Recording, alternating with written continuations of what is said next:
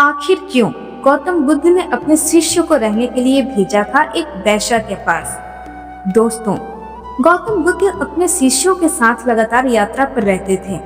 उन्होंने नियम बनाया था कि मॉनसून के महीने में आप एक ही जगह 2.5 महीने के लिए रह सकते हैं। लेकिन उन सन्यासियों और भिक्षुओं के लिए एक नियम था कि 2 दिन से ज्यादा उन्हें एक जगह नहीं रहना चाहिए। आमतौर पर भिक्षुओं को घरों में आसरा दिया जाता था, इसलिए उन्होंने यह नियम बनाया था ताकि किसी परिवार पर बोझ न पड़े।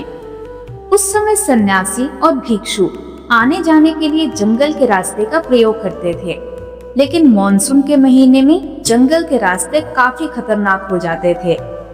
एक दिन वे एक गांव में पहुंचे।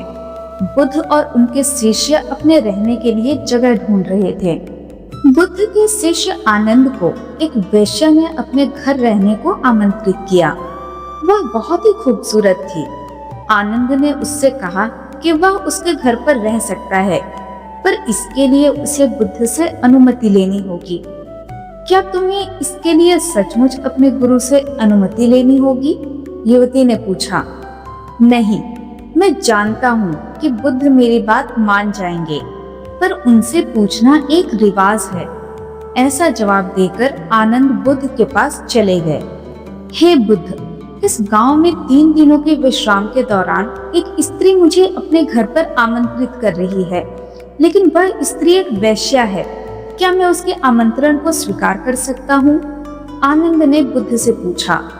बुद्ध ने आनंद की ओर मुस्कुराकर देखते हुए कहा, अगर वह तुम्हें इतने प्यार से आमंत्रित कर रही है तो तुम्हें उसके निमंत्रण को ठुकराना नहीं चाहिए। जाओ और आराम से उसके घर ही रहो। बुद्ध की यह बात दूसरे शिष्यों को गवारा न हुई। उन्होंने बुद्ध से सवाल पूछा, आप आनंद को एक वेश्या के घर कैसे भेज सकते हैं? यह भिक्षुओं के आचरण के खिलाफ है। बुद्ध ने जवाब दिया, तुम लोग थोड़ा इंतजार करो, तुम्हें 3 दिनों में अपने सवाल का जवाब मिल जाएगा। सारे शिष्य चुप हो गए। फिर आनंद अगले 3 दिनों के लिए उस वेश्या के घर रहने चले गए और बाकी के शिष्य आनंद की जासूसी में लग गए और सारी बातें बुद्ध के कान में डालने लगे। बुद्ध शालीन मुस्कान लिए चुप रहे, यानी बुद्ध सिर्फ इन बातों को सुनते थे। पहले दिन वेश्या के घर से आनंद और महिला के गाने की आवाज आई। यह बहुत नई बात थी, एक भिक्षु का यूं वेश्या के साथ गाना। शिष्यों ने कहा, बस यह तो गया। पर दूसरे दिन घर से गाने के साथ नाचने की भी आवाजें आने लगी। अब सारे शिष्य एक स्वर में कहने लगे, अब तो यह पक्का ही गया। तीसरे दिन तो सचमुच ही उन्होंने खिड़की से आनंद और उस महिला को नाचते गाते देख लिया। सबका यह अनुमान था कि आनंद इतनी मौज में है तो वह भिक्षुओं के साथ आगे की यात्रा पर नहीं आएगा। अगले दिन सभी भिक्षु कानाफूसियों के बीच चौक पर जमा हुए। सभी ने आनंद के आने की उम्मीद छोड़ दी थी।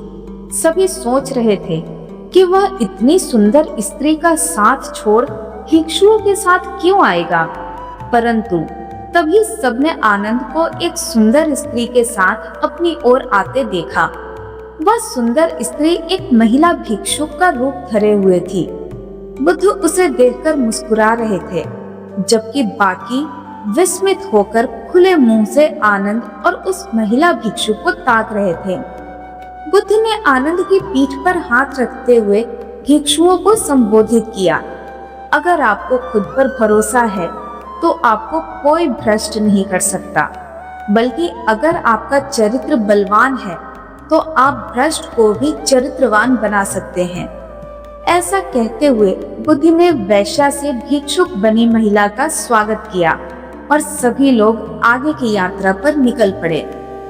दोस्तों, बुद्ध और आनंद की यह कहानी हमें सिखाती है कि अगर हमारी इच्छा शक्ति मजबूत है तो हम किसी भी स्थिति के आगे गुलाम नहीं बनते हैं।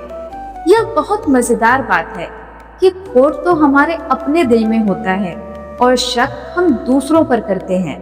अगर हम अपने दिल को साफ रखेंगे तो दुनिया भी हमें साफ नजर आएगी। किसी किताब को कभी उसके कवर से मत आंकिए। इस बात को समझ लें कि अगर हम पारदर्शी जीवन जिएं तो हमें किसी कवर की कभी जरूरत ही नहीं पड़ेगी।